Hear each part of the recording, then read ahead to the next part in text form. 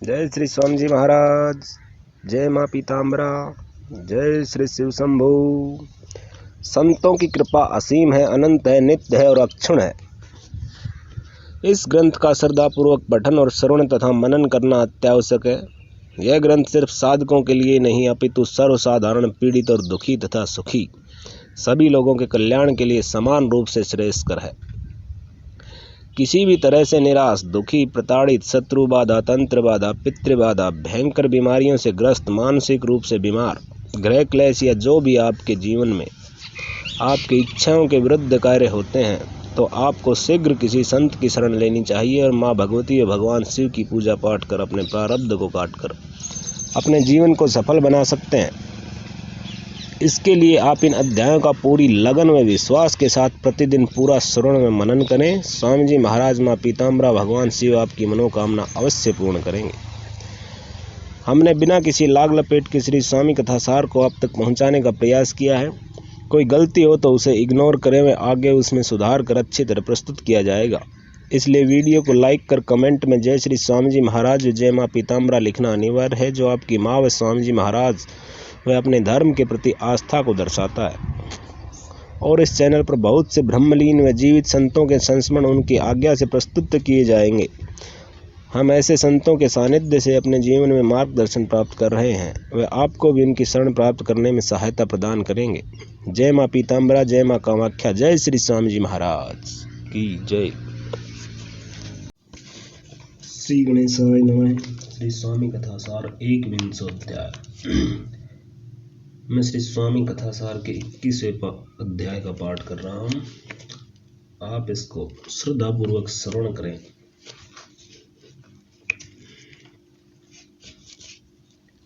श्री गणेशाय नमः। हे प्रभु पद्मनाभन, आपके दरबार की महिमा का बखान करना मामूली बात नहीं है। हाथ की 5 उंगलियां बराबर नहीं रहती, ऐसा व्यवहार में कहा जाता है, लेकिन दरबार की महिमा न्यारी ही है। 5 उंगलियां एक जैसी ही है। अन्न ग्रहण करते समय, अन्न केवल हाथ में पकड़ते समय उंगलियों की तरफ देखने पर वे एक परमार्थ के समान दिखती हैं। हे मानस हंस, हे दीन बंधु, दरबार में परमार्थ की भूख लगने के कारण हर एक भक्त के हाथ में जितना आ सका हो उतना और अपनी पसंद की साधना का ग्रास था, इसलिए प्रत्येक की उंगलियां समान थी। बंबई में महासागर कई दिनों तक नित्य प्रति आपके चरणारविंदों को धो धोकर पीता रहा। उसकी तृप्ति हो जाने पर विश्व को अपने ज्ञान से आलोकित करने वाले महापुरुष ने महासागर से विदा ली। हे राजराजेश्वर अकाल पुरुष, बीमारी का तो आपने बहाना लिया था। इस बहाने आपने न जाने कितनों का कल्याण किया। मधुमेह के उपचार हेतु डॉक्टर द्वारा बताई गई डाओनिल की गोली सेवक मोती मास्टर ने दे दी है। श्री प्रभु आज कुछ अस्वस्थ एवं उदास दिखाई देते हैं। सारा वातावरण ही उदास दिखाई दे रहा है। भक्तों के आग्रह करने पर श्री प्रभु आपने भोजन नहीं किया और मुंडे पर ही बैठे रहे। शाम को भी डाओनिल की गोली यथा समय दे दी गई। मध्याह्न में करीब 3 प्रहर आप बीच के बरामदे में विराजे थे। अचानक प्रभु खड़े हुए और बाहर निकलकर शयन कक्ष में तख्त पर लेट गए।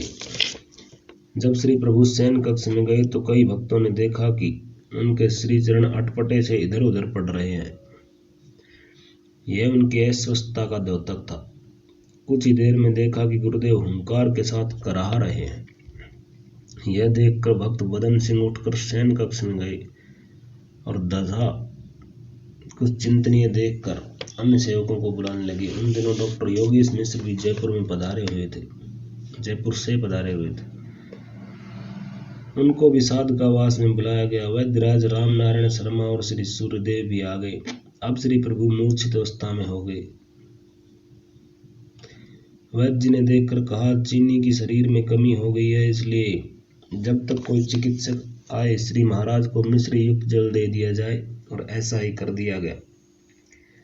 भगवती का चरण तीर्थ भी उसी अचेत अवस्था में उनके मुंह में डाल दिया गया। दतिया नगर से सिविल सर्जन भी आए, परंतु तब तक श्री प्रभु की मूर्छा जा चुकी थी और वे तख्त पर ही उठकर बैठ गए। सभी सेवकों ने प्रभु को प्रणाम किया। सब लोगों ने श्री चरणों में निवेदन किया कि अस्वस्थता अनुभव होने पर वे अवश्य प्रकट कर दिया करें। हम शिष्य लोग तो अज्ञानी हैं और कुछ नहीं समझ पाते। आपने कहा, हमको इस शरीर की अस्वस्थता के विषय में किसी से कुछ कहने का अभ्यास नहीं है। रात भर बेचैनी रही। उपचार 2-3 दिन तक जारी रहा। इसके बाद स्थिति सामान्य हो गई। एक दिन पंडित रामनारायण वैद्य जी, पंडित सूर्यदेव शर्मा तथा कुछ अन्य सेवकों ने श्री प्रभु से स्वास्थ्य निरीक्षण हेतु बंबई चलने के लिए निवेदन किया, किंतु आपने कहा, अब हम ठीक हैं। श्री पीताम्बरा माई की कृपा से और भी ठीक हो जाएंगे। फिर शरीर के अंदर की ओर इशारा करते हुए कहा, इसने शरीर की कभी परवाह नहीं की है। आपके ही भक्त बैनी माधव शास्त्री, अश्विनी कुमार, तत्कालीन राज्यपाल मध्य प्रदेश के आयुर्वेदिक चिकित्सक, और इंदौर के वैद्य रामनारायण शास्त्री की औषधि कुछ सप्ताहों तक चलती रही। इसी मध्य आपके अस्वस्थता का समाचार सुनकर एक दिन जगत गुरु शंकराचार्य श्री स्वरूपानंद जी श्री स्वामी जी के दर्शनों को आए। उन्होंने श्री महाराज जी से निवेदन किया, हे महाराज, आप संकल्प लीजिए, आपके लिए कोई कार्य कठिन नहीं है। हम लोगों को अभी आपके मार्गदर्शन की बहुत आवश्यकता है। आपके पश्चात हमें इस धरा पर कोई ऐसा दिखाई नहीं देता जो अंधेरे में भटके हुओं को प्रकाश की ओर ले जा सके। यह सुनकर प्रभु ने कहा, संकल्प शरीर जैसे नाशवान वस्तुओं के लिए नहीं लिया जाता। इस शरीर के भोगों को तो इस शरीर द्वारा अवश्य भोग लेना चाहिए। हम जिस काम के लिए यहाँ बैठे थे वह काम पूरा हो गया है। गुरु का सत्य स्वरूप शरीर नहीं है, वह तो इस शरीर में रहने वाली ज्ञान आदि शक्तियाँ हैं जो अविनाशी हैं और सदैव शिष्य का मार्गदर्शन करती रहती हैं। इस नश्वर शरीर के लिए क्या दुख।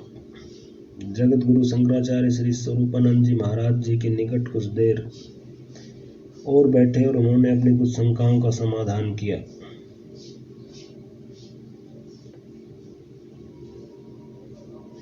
फिर उनके द्वारा नरसिंहपुर घोटे गांव में बनाए जा रहे भगवती त्रिपुर सुंदरी के विषय में पूजा और तीर्थ पात्रों के विषय में जानकारी ली और श्री प्रभु को प्रणाम करके प्रस्थान कर गए। कुछ दिनों बाद सांस की शिकायत हुई। दिन में 10-15 बार सांस उखड़ने लगी। एलोपैथिक और आयुर्वेदिक औषधियों का कोई लाभ नहीं हुआ। दतिया के सिविल सर्जन अमर सिंह परिहार ने श्री प्रभु से दिल्ली जाकर स्वास्थ्य परीक्षण के लिए कहा। श्री महाराज ने डॉक्टर के निवेदन पर दिल्ली चलने को अपनी स्वीकृति दे दी।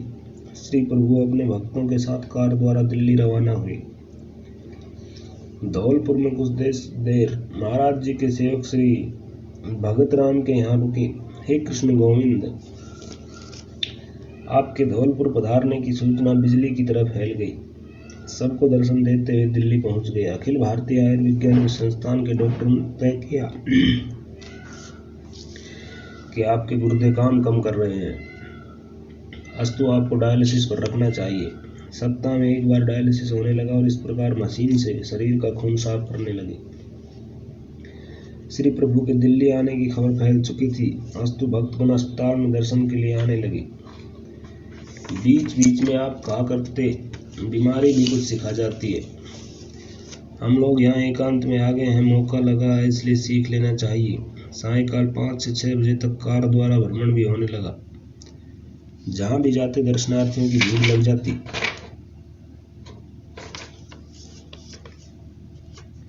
हे राज राजेश्वर, आप जहां भी रहेंगे जन समूह आपके साथ रहेगा और ऐसा ही होता था। आप दीन दुखी और गरीबों के सदैव हितैषी हैं। अपने सेवकों को निरंतर अपने ध्यान की परिधि में रखते हैं। अखिल भारतीय आयुर्विज्ञान संस्थान दिल्ली तीर्थ स्थल बना हुआ है। रोगियों से कहीं अधिक भीड़ दर्शनार्थियों की होती है। संपूर्ण देश से शिष्य लोग अपने जीवनदाता के दर्शनों को आ रहे हैं। उधर प्रभु के दाढ़ी और सिर के केस काफी बड़े हो गए हैं।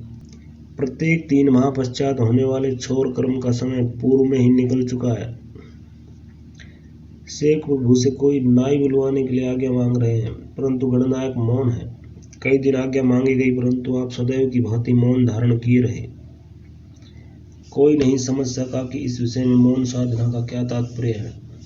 तभी एक प्रातः दर्शनार्थियों की पंक्ति में एक दुबला पतला व्यक्ति हाथ बांधे पीछे खड़ा अपने नंबर की प्रतीक्षा कर रहा है। दूर से ही प्रभु की दृष्टि उस पर पड़ी और सर्वात्मा ऊंचे स्वर में बोले, तुम आ गए। और अपना सामान भी साथ लाए हो? उस व्यक्ति ने दूर से उत्तर दिया, जी महाराज, और सामान भी लाया हूँ। उसका नंबर आने पर उस व्यक्ति ने प्रभु को प्रणाम किया तो प्रभु ने कहा, अच्छा, सुबह अपना काम करना। इस परिसंवाद को सुनने वाले दर्शनार्थी आश्चर्य में पड़ गए। जो सेवक उस व्यक्ति को जानते थे उसे वहां उपस्थित देखकर असमंजस में पड़ गए। वह व्यक्ति दतिया निवासी दुर्गा प्रसाद सेन नाई था, जो सदैव ही श्रीनाथ का छोर कर्म किया करता था। अब अंतिम बार होने वाले इस कर्म को भी वे अपने उसी हज्जाम से कराना चाहते थे और इसलिए उन्होंने अन्य किसी नाई को लाने की आज्ञा नहीं दी। हे वासुदेव, अगले प्रातः आपने अपना छोर कर्म दुर्गा प्रसाद सेन के हाथों ही संपन्न कराया और उसका जीवन धन्य हो गया। उसने जब प्रारंभ से ही आपके कीस संवारे, उसके बाद उस धर्मात्मा ने अपना पुश्तैनी धंधा ही बंद कर दिया। सिर्फ आपके ही बाल वर्ष में 4 बार बनाता, जीविका के लिए शिक्षक के पद पर उसकी नियुक्ति हो गई। हे नरहरि, आपने इस भक्त का कितना ख्याल रखा। आपकी इस कृपा का वर्णन करने में सरस्वती भी थक गई है। हे नंदिकेश्वर, जिसने एक बार भी कहा, हे प्रभु, मैं तुम्हारा हूँ, मुझे अपनी शरण में ले लीजिए, उसको निश्चय ही आप अभयदान प्रदान करते हैं। उरई से माणिक चंद्र शर्मा तथा गोपाल दास दर्शनों के लिए आए। श्री गुरु आपने कहा, तुम आ गए, बैठो, और अपनी गोदी में खींच लिया। हरे राम दर्शन के लिए आए। जैसे ही प्रणाम किया, श्री प्रभु ने पूछा, मास्टर, तुम इतने दिनों बाद क्यों आए? मास्टर ने उत्तर दिया, महाराज, मेरी पूजा की ड्यूटी थी। श्री प्रभु ने उनको बहुत सारे फल खाने को दिए और कहा, यहाँ बैठ कर खाओ। कहाँ तक लिखा जाए, ऐसा लगता था कि अस्पताल में कोई मेला लग गया हो।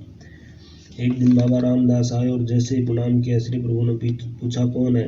किसी ने कहा, बाबा जी है। हे श्याम सुंदर, आपने बाबा जी से कहा, तुम यहाँ क्यों आए हो? तुम्हें तो स्थान पर ही रहना चाहिए था, माता की पूजा आदि देखनी थी। हे प्रभु, आपको माई की पूजा आदि का कितना ध्यान रहता। अस्वस्थता में भी आप कितना ध्यान रखते थे। इसी बीच राजमाता विजया राजे सिंधिया ने एक dialysis machine Gwalior medical college को दान स्वरूप दे दी और ग्वालियर मेडिकल कॉलेज में डायलिसिस यूनिट की स्थापना हो गई। इधर झांसी के वैद्य जी पंडित रामनारायण ने झांसी मेडिकल कॉलेज में एक डायलिसिस मशीन दान दे दी। इस व्यवस्था के पीछे यह उद्देश्य था कि श्री प्रभु दतिया से ग्वालियर झांसी जाकर डायलिसिस करा लिया करेंगे। कई बार श्रीमुख से यह कहते सुना, अब हमारा कार्य पूरा हो गया है। कोई विद्वान दर्शन करने आता था तो उन्हें तुरंत बुलाकर अपने चरणों में बिठा लेते थे, चाहे वे किसी भी अवस्था में हों। डॉक्टर प्रभुदयाल अग्निहोत्री अपनी अमेरिका यात्रा के पूर्व श्री प्रभु के दर्शनार्थ आए। थोड़ी देर तक शास्त्र चर्चा हुई, प्रसाद स्वरूप कुछ फल आदि दिए। फिर कहा, अग्निहोत्री जी, आप विदेश जा रहे हैं भारतीय संस्कृति का प्रचार करना। मई महीने की 8 तारीख को ज्योतिर्मठ के जगत गुरु शंकराचार्य श्री स्वरूपानंद जी महाराज श्री प्रभु के दर्शनार्थ पधारे। आते ही कुशल क्षेम पूछा, फिर सेवकों की ओर संकेत कर कहा, श्री महाराज, आप तो सब लोगों को सेवा का मौका दे रहे हैं। आप चाहे तो स्वयं को आप स्वस्थ कर लें। राज राजेश्वर मुस्कुराकर बोले, शरीर के रख रखाव के लिए चिंता नहीं की गई, इधर कभी सोचा ही नहीं। स्वरूपानंद जी ने कहा, हे स्वामी, आपकी कृपा और लीलाओं का वर्णन करने में मैं असमर्थ हूँ। शास्त्रों में लिखा है, जो स्वयं ही ब्रह्म है वह नाम रूप से परे होता है। मुझे याद है कि नरसिंहपुर में भगवती के मंदिर की प्राण प्रतिष्ठा, यंत्र की स्थापना, पूजा पद्धति आदि की विस्तृत जानकारी के लिए जब मैं दतिया आया था, उस समय प्रभु आप बहुत अस्वस्थ थे। तब भी आपने मुझे 1.5 घंटे का समय दिया था। सच्चे संत लोक संग्रह का ही कार्य करते हैं। संतों की महिमा का गुणगान करते हुए और श्री प्रभु को प्रणाम करके स्वरूपानंद जी महाराज चले गए। इधर महाराज जी ने एक लीला और की। आपके परम भक्त मेजर ठुस्सू, जो आपकी कृपा से जीभ के नीचे के तत्वे को कटाने से बच गए थे, उन्होंने आपसे निवेदन किया, हे स्वामी, दिल्ली में काली माता का एक बड़ा सुंदर मंदिर है, सायंकाल भ्रमण के समय वहीं चले। कुछ दिनों से मुझे अपने हृदय में बार बार आवाज सुनाई देती है, मेरे स्वामी को काली मंदिर लाओ, काली मंदिर लाओ। हे जगदीश सर, मैंने यह बात आपको अभी तक नहीं बताई थी क्योंकि आपको डॉक्टर ने आराम करने के लिए कहा है। शास्त्रों में लिखा हुआ है कि गुरु से कोई बात नहीं छुपाना चाहिए। श्री गुरु महाराज जयशंकर बड़े प्रसन्न हुए और उन्होंने भक्त की प्रार्थना स्वीकार कर ली। संध्या समय भक्तगणों सहित काली मंदिर पहुंचे। अभी वे दरवाजे पर ही पहुंचे थे कि पुजारी जो अंदर आरती कर रहा था एकाएक चिल्लाता हुआ भाग कर आया। वह पुजारी बड़े जोर जोर से चिल्ला रहा था, सिद्ध आया, सिद्ध आया। आपके चरणों में गिर पड़ा। वह आपको देखता और आपकी परिक्रमा कर बोला, हे महाराज, आपने बहुत इंतजार कराया। फिर अन्य सेवक भक्तों की ओर मुड़कर बोला, तुम लोग जानते हो ये कौन है? हम जानते हैं, हम कामरूप देश का काली भक्त। हमको हमारी देवी ने बताया, सिद्ध आया, सिद्ध आया। और ऐसा जोर जोर से बोलता रहा। फिर उसने, हे प्रभु दयानंद, आपकी आरती की। इस प्रकार काली मंदिर के पुजारी पर कृपा कर वापस अस्पताल को पधार गए। उस दिन संध्या को काली मंदिर से वापस लौटने के बाद आप इतने प्रसन्न थे कि आपके मुखारविंद को देखने से ऐसा लगता था कि सैकड़ों सूर्य की किरणें एक साथ, जिनमें प्रखरता नहीं सौम्यता थी, निकल रही हैं। आप भांति भांति से अपने प्रिय भक्तों से विनोदपूर्ण चर्चाएं करने लगे। आपने अपने नर्मदा तट की यात्रा का वर्णन करते हुए कहा कि एक साधु बैठा हुआ गुनगुना रहा था, दिल न फटा जो दुनिया से तो कान फड़ाना क्या मतलब। दिल न फटा जो दुनिया से तो कान फड़ाना क्या मतलब। दिल जो फटा इस दुनिया से तो कान फड़ाना क्या मतलब। विरक्तता इस दुनिया से होनी चाहिए जो कान फड़ाने से नहीं होती है। यदि विरक्तता आ जाए तो कान फड़ाने से कोई प्रयोजन नहीं है। इसी दौरान आचार्य भागवतानंद, श्री कृपात्री जी महाराज, पंडित कमलापति त्रिपाठी, उपराष्ट्रपति श्री बीडी जती, राजा दिनेश सिंह, अटल बिहारी वाजपेयी आदि ने भी श्री प्रभु दर्शन का लाभ प्राप्त किया। मई माह के दूसरे सप्ताह में संस्थान से डिस्चार्ज होकर हवाई जहाज द्वारा श्री प्रभु ग्वालियर प्रातः पहुंचे। विमानतल के पास एकत्रित जन समूह श्री प्रभु के दर्शनार्थ हर्षोल्लास के साथ माई और महाराज की जय बोल रहा था। हे तपोधन, अपार भक्त समूह ने आप श्री के दर्शन किए। कार द्वारा द्वितीय आश्रम पहुंचे। वहां भी अपार जन समूह बड़ी उत्सुकता से श्री प्रभु के दर्शन हेतु खड़ा था। सभी पंडितों ने स्वस्ति वाचन से महाराज जी का स्वागत किया। हे नारायण, हे गोविंद, स्वस्ति वाचन से आप इतने आनंदित हुए कि जब तक पंडितों ने स्वस्ति वाचन पूरा नहीं कर लिया तब तक आप कार में ही विराजमान रहे। आते ही आपने माता पीताम्बरा के दर्शनों की इच्छा की। मंदिर खोला गया। उसी समय बिजली चली गई। किसी सेवक ने कहा, प्रभु बत्ती चली गई है। जगदीश्वर ने तुरंत उत्तर दिया, हमें उस बत्ती से क्या करना है, दर्शन तो दूसरी लाइट से करेंगे। मंदिर में माई के सामने पद्मासनस्थ होकर माता की ओर देखा। उस समय माता की दिव्यता देखते ही बनती थी। महाराज जी ने माई की ओर देखा तथा माई ने महाराज जी की ओर। अपने श्रीमुख से माई की जय बोली। सभी ने उनके बोल का अनुसरण किया। उस समय एक विचित्र हर्ष का वातावरण था जो देखते ही बनता था। आज आश्रम पर पहले की भांति ही रौनक थी। श्री प्रभु व्हील चेयर पर विराज कर आश्रम में घूमने निकले। रास्ते में बाबूलाल गुप्त से श्री प्रभु ने पूछा, कहो बाबू, क्या हाल है?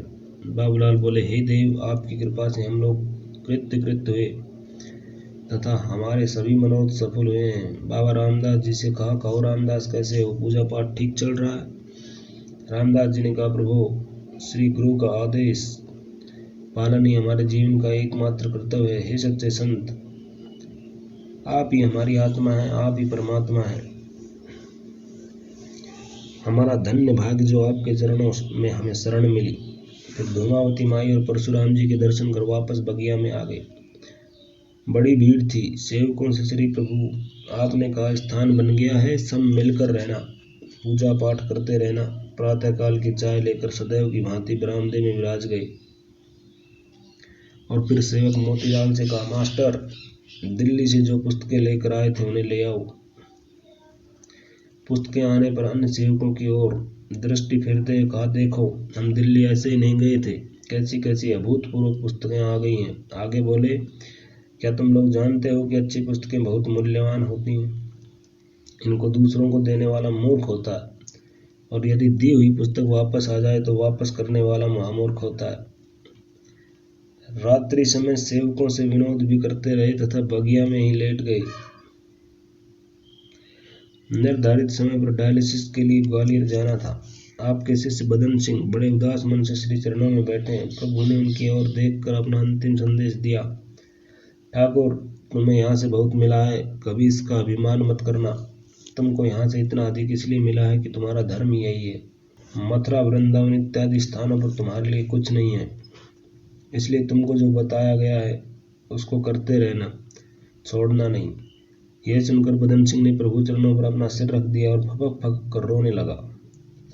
तभी प्रभु ने पुनः बदन सिंह के सिर को अपने घुटनों से लगाकर कहा, तुम्हें रोना नहीं चाहिए। अपने आसन पर मैंने अपनी चरण पादुकाएं तुम्हारे हाथों से रखाई हैं। तुम्हें याद होगा कि जिस दिन पहल ये पादुकाएं आसन पर रखाई थी तो ब्रजनंदन शास्त्री तुम पर नाराज हुए थे और उन चरण पादुकाओं को उठाकर छिपा दिया था। तब मालूम हो जाने पर हमने ब्रजनंदन को डांटा था और दोबारा चरण पादुकाओं को मंगवाकर आसन पर तुम्हारे ही हाथों से रखवाया। ये चरण पादुकाएं ही तुम्हें सहारा देंगी और कल्याण करेंगी। ऐसा कहते हुए आपने बदन सिंह को अपने संदेश के रूप में आशीर्वाद दिया। प्रभु की ऐसी कृपा जिन भक्तों पर भी हुई, वे सब घटनाएं इस श्री स्वामी कथासार का अंग बन गई हैं। ऐसे कृपा पात्र भक्तों के वंश अनंत पीढ़ियों तक धन्य भाग होते रहेंगे। आने वाली नस्लें तुम पर नाज करेंगी। ये हम असरो, जब उनको बतलाओगे तुमने महाराज को देखा था। आने वाली नस्लें तुम पर नाज करेंगी, ए हम असरो, जब उनको बतलाओगे तुमने महाराज को देखा था। वैद्यनाथ दवाइयों की कंपनी के संचालक राम नारायण शर्मा वैद्य ने प्रभु की सेवा के लिए प्रभु से विनती कर एक गणेश नामक कुर्मी को नियुक्त कर दिया। उसने आश्रम पर केवल एक दिन कार्य किया और दूसरे दिन सर्वज्ञ प्रभु ने उसको आश्रम से हटा दिया। उसके बाद राजस्थान प्रदेश में कोटपुतली नगर के निकट कांसली नामक ग्राम के रहने वाले हनुमान नामक एक यादव तरुण को आपकी सेवा में आश्रम पर लाया गया। हनुमान अत्यंत धर्मनिष्ठ और सेवा भाव से ओतप्रोत था। कुछ ही समय में श्री स्वामी जी महाराज हनुमान के सेवा कार्य से बहुत प्रसन्न हो गए और उसके अंतर में छुपे अध्यात्म को जानते हुए उसको मंत्र दीक्षा दे दी। मंत्र प्राप्त कर उसने अत्यंत श्रद्धा और निष्ठा पूर्वक प्रभु की सेवा के अतिरिक्त जप भी प्रारंभ कर दिया। आपने हनुमान को कुछ रहस्यात्मक निर्देश भी दिए जिनसे वह 1 महीने सेवा व जप करके वहीं गुप्तवास को चला गया और बहुत दिनों तक इंतजार के बावजूद भी लौटकर आश्रम नहीं आया। जब प्रभु से उस हनुमान के विषय में कोई चर्चा होती तो वे इतना ही कहते, अब वह यहाँ नहीं आएगा। उसके न आने के रहस्य को कोई नहीं जान सका। उस रहस्य को केवल श्री चरण ही जानते थे। फिर इस घटना के लगभग 12 वर्ष बाद वह अपनी जन्मभूमि की ओर आया। उस समय वह प्रसिद्ध महात्मा हो गया था और उसके साथ कुछ और साधु मंडली भी थी। वह अपनी जन्मभूमि आकर ग्राम से बाहर बने एक चौबारे पर ही अपने साथियों सहित रुक गया। गांव के लोगों ने यह भली भांति पहचान करके वह हनुमान यादव है, उससे गांव में ठहरने की प्रार्थना की, परंतु वह गांव के अंदर जाने को तैयार नहीं हुआ क्योंकि उसके गुरुदेव द्वारा गांव के अंदर प्रवेश करने की आज्ञा नहीं दी गई थी। हनुमान के कुछ अन्य सगे भाई भी थे। वे तथा अन्य परिवारी हनुमान के आगमन से अत्यंत प्रसन्न हुए। हनुमान ने अपने भाइयों से कहा कि वह अपने हिस्से की जमीन को बेचकर एक भंडारा करना चाहता है। उसके भाइयों ने कहा कि वह अपने हिस्से की नहीं बल्कि उनके हिस्से की भी जमीन बेचकर भंडारा कर सकता है। यह बड़ी प्रसन्नता की बात थी। उसके भाइयों ने शहर से उसके हिस्से को बिकवाकर एक अत्यंत शानदार भंडारा करा दिया। भंडारे के पश्चात वह पुनः अज्ञातवास को चला गया। भंडारे के पश्चात चमत्कार यह हुआ कि उसके भाइयों की जमीन में प्रतिवर्ष बहुत अच्छी फसल होने लगी और आज उसके सभी भाई धनपति हो गए। इस घटना के पश्चात लोगों की समझ में आया कि हनुमान के पुनः दतिया आश्रम पर न आने का कारण क्या था। हे कारण के कारण श्री स्वामी जी महाराज, आप अंतर्यामी हैं और प्रत्येक के भाग्योदय के समय को जानने वाले हैं। समय आने पर अनेक बहानों से आप अपने भक्तों को प्राप्त होकर उनका कल्याण कर देते हैं। आज फिर डायलिसिस के लिए ग्वालियर प्रस्थान करना था, इसलिए निवेदन किया गया। दर्शनार्थियों की बहुत भीड़ थी। ग्वालियर जाने की तैयारी कर ली गई। अपने अंतिम उपदेश में, हे विश्वगुरु, आपने सबसे यही कहा, सब मिलकर रहना, पूजा पाठ नियमित करते रहना। सूर्यदेव जी से बोले, चलो भाई, अब चला चली का समय है। माई की पूजा होती रहे, इसका ध्यान रखना। माई की पूजा दीक्षित पुजारियों द्वारा पद्धति के अनुसार होती रहे तो माई 1000 वर्ष तक रहेगी। सूर्यदेव जी से बोले, चलो भाई, अब चला चली का समय है। माई की पूजा होती रहे, इसका ध्यान रखना। माई की पूजा दीक्षित पुजारियों द्वारा पद्धति के अनुसार होती रहे तो माई 1000 वर्ष तक रहेंगी, इसका पूरा ध्यान रखना। किंतु ग्वालियर में डायलिसिस ठीक नहीं हुआ। श्री प्रभु के हाथ में लगा संट पूरी तरह बंद हो गया था। बंबई से स्थायी फिस्चुला के लिए विशेषज्ञ डॉक्टर सुरेश त्रिवेदी, प्रमुख किडनी यूनिट बॉम्बे अस्पताल, और डॉक्टर देवेंद्र सक्सेना आए। उन्होंने श्री प्रभु को देखकर निर्णय लिया कि उन्हें फिस्चुला के लिए बंबई चलना चाहिए। श्री प्रभु ने सेवकों के इस निवेदन को ठुकराया नहीं और यह कहते हुए कहा कि यह शरीर तो पंचायती समिति है, अपनी सहमति दे दी। बंबई जाने के लिए वाया दिल्ली प्रस्थान किया गया और श्री प्रभु विमान द्वारा दिल्ली से बंबई पहुंच गए। सागर सदैव से महान पुरुषों के चरणों को धोकर पीता रहा है। त्रेता में उसने भगवान राम का चरणामृत पिया, सेतुबंध रामेश्वरम पर। द्वापर में उसने भगवान कृष्ण का चरणामृत लिया, द्वारकापुरी में। अब वह कलयुग में अवतरित करुणावतार राष्ट्रगुरु श्री स्वामी जी महाराज के चरणामृत पान के लिए लालायित हुआ। राष्ट्र रक्षा अनुष्ठान के समय राष्ट्र ने जिनको राष्ट्रगुरु की उपाधि से अलंकृत किया था, वे ही राष्ट्रगुरु अचानक महासागर की कामना की पूर्ति के लिए मई सन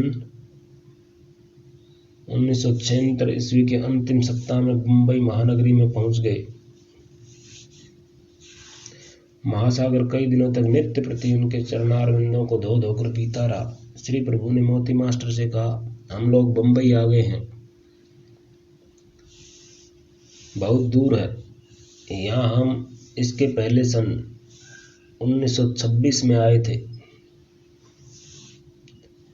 आज सवेरे अन्य औषधियों के अलावा श्री प्रभु को ग्लूकोज दिया जा रहा था कि अचानक खूब जोर से सांस उखड़ी। सांस का उपचार किया गया, थोड़ा अंतर आया। पैर में लगे संट को डॉक्टर्स ने देखा तो पाया कि वह संट भी बंद हो गया है। हाथ वाला संट तो पहले से ही खराब हो गया था। अब डायलिसिस की समस्या हो गई कि यह कैसे किया जाए। वहाँ के विशेषज्ञ डॉक्टर सुरेंद्र मिश्रा ने पेरिटोनियल डायलिसिस का सुझाव दिया। जब श्री प्रभु को डायलिसिस यूनिट ले जाया जा रहा था, तब उस अकाल महापुरुष ने सेवकों और भक्तों की ओर संकेत कर अंतिम संदेश दिया कि देखो, हो सकता है कि इस भौतिक शरीर से हमारा अलगाव हो जाए। हम सूक्ष्म शरीर में सब लोगों को देखते रहेंगे और सबके साथ रहेंगे, कोई भी घबराना नहीं। डॉक्टरों की कोशिश के बावजूद डायलिसिस नहीं हो सका। लीला नटवर, भविष्य को जानने वाले अखिलेश्वर ने प्राणों को ब्रह्मांड में चढ़ाने की प्रक्रिया प्रारंभ की। बैखरी को पुनः परा में परिवर्तित किया तो उनका बोलना धीरे धीरे बंद हो गया। ऐसा लगता मानो प्रगाढ़ निद्रा में हो। दूसरे दिन रक्तचाप घटकर 80 हो गया। डॉक्टरों ने उसी दिन हीमोडायलिसिस रखने के लिए सोच लिया था, किंतु अचानक रक्तचाप कम हो गया, 80 पर पहुंच गया। यह बात लगभग दिन के 1 बजे की है। हृदय गति बिल्कुल मंद पड़ गई थी। उसी समय तुलसी दल मिला हुआ 1 कटोरी गंगा जल उनके श्रीमुख में डाल दिया गया। उनका योग पूर्ण हुआ। प्राण ब्रह्मांड में स्थिर हो गए और उनकी हृदय गति बिल्कुल बंद हो गई। उन्होंने प्राणों को ब्रह्मरंध्र में रोककर समाधि ले ली। यह स्थिति देखकर डॉक्टरों ने अपने अस्त्र ढीले कर दिए और ब्रह्मलीन होने की घोषणा कर दी। वह दिन के 1:05 का समय था। 1:05 पर उसी समय दतिया में आश्रम पर पूज्य योगेश्वर सूक्ष्म शरीर से बंबई में शरीर धारण करते हुए भी दिखाई दिए। उनका स्वरूप ठीक वैसा ही था जैसा स्वस्थता के समय था। इस स्वरूप को शंकर नाम के एक भक्त ने बस स्टैंड को जाने वाली सड़क से आश्रम की दीवार के पास देखा। महाराज जी हाथ में कमंडलू लिए दीवार के पास घूम रहे हैं। उसके मुख से यकायक निकल गया कि स्वामी जी बंबई गए हैं।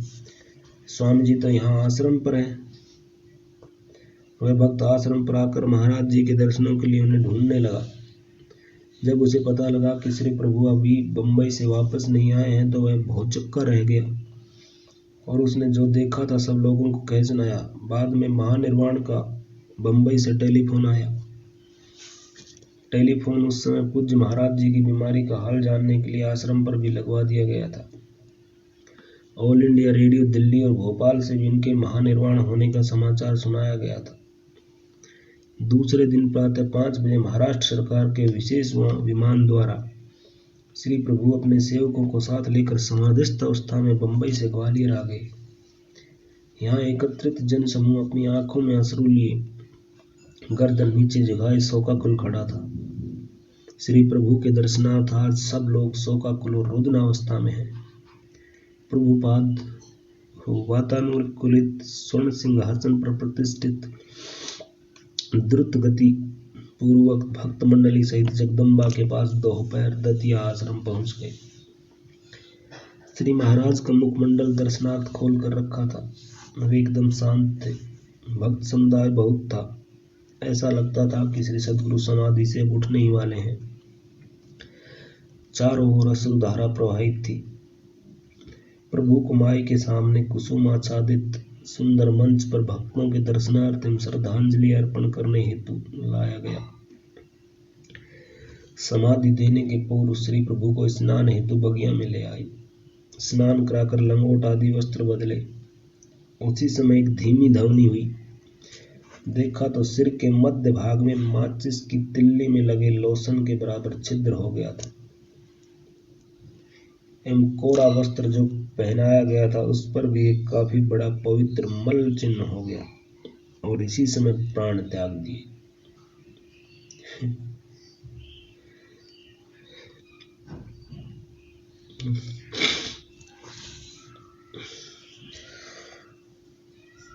वे ठीक 28 घंटे तक प्राणों को रोक कर समाधिस्थ रहे।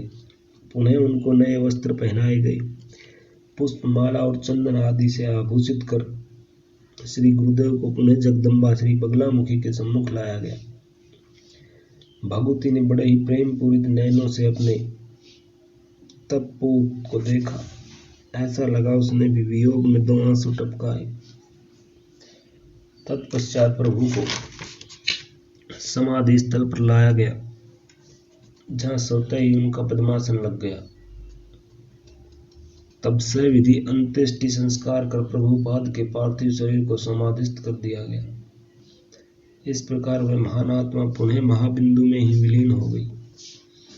गीता में भगवान ने कहा है, अभ्युत्थानम धर्मस्य तदात्मानं सृजाम्यहम्। इस वचन के अनुसार ऐसी महान आत्माएं महाअवतार संसार में धर्म की रक्षा और सत्य के प्रकाश के लिए युग युग में आया करती हैं। इस धरा पर अपनी जीवन लीला को एक अमर इतिहास के रूप में छोड़ जाती हैं, जिससे आगे आने वाली पीढ़ियां प्रेरणा प्राप्त कर अपने जीवन को धन्य करती रहती हैं। श्री पीताम्बरा भगवती के अद्भुत रस में यह सारा परिसर डूबा हुआ है और श्री स्वामी जी के तपोबल से भव्य दिव्य कल्याणकारी शक्ति के साथ तद्रूप होकर मौन हुआ है। तद्रूपता की अर्थात एकांत की विलक्षण चरम सीमा अर्थात मौन। गुरुवस्तु मौनम व्याख्यानम शिष्यस्तु छिन्नम संशय है। श्री स्वामी कथासार के इस अध्याय को श्रद्धापूर्वक जो नित्य पाठ और श्रवण करेगा वह सद्गति प्राप्त करेगा, इसमें संशय नहीं है। यह अध्याय भगवती श्री पीताम्बरा को अर्पित है। इति 21वां अध्याय समाप्त। यह अध्याय पढ़ते हुए हमारा दिल भर आया है, आंखों में आंसू है। बहुत बोलने को कुछ शब्द नहीं है, लेकिन हमने पहुंच कर करके पाठ को पूर्ण किया है।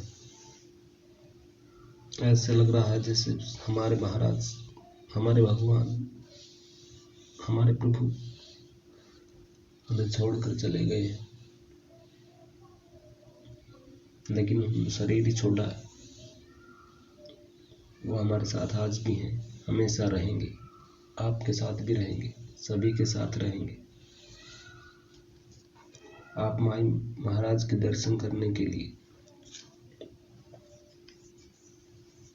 दतिया जाएंगे तो आपको ऐसा ही अनुभव होगा कि माई महाराज शाश्वत रूप से विराजमान है। बस फर्क इतना है कि अब हम उनसे बात नहीं कर पाएंगे।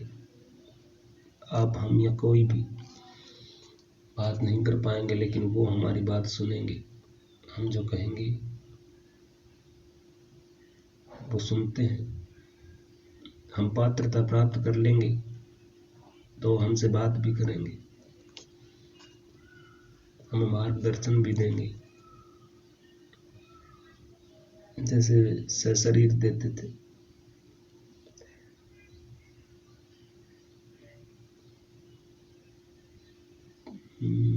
मेरे पास ज्यादा शब्द नहीं है, दिल भरा हुआ है। मैं अपने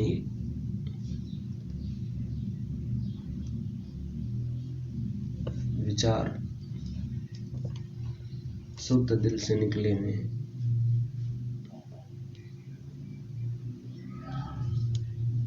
जय हो। श्री स्वामी जी महाराज की जय, पीताम्बरा माई की जय, श्री शंभू की जय। आप इसका स्मरण करते रहें।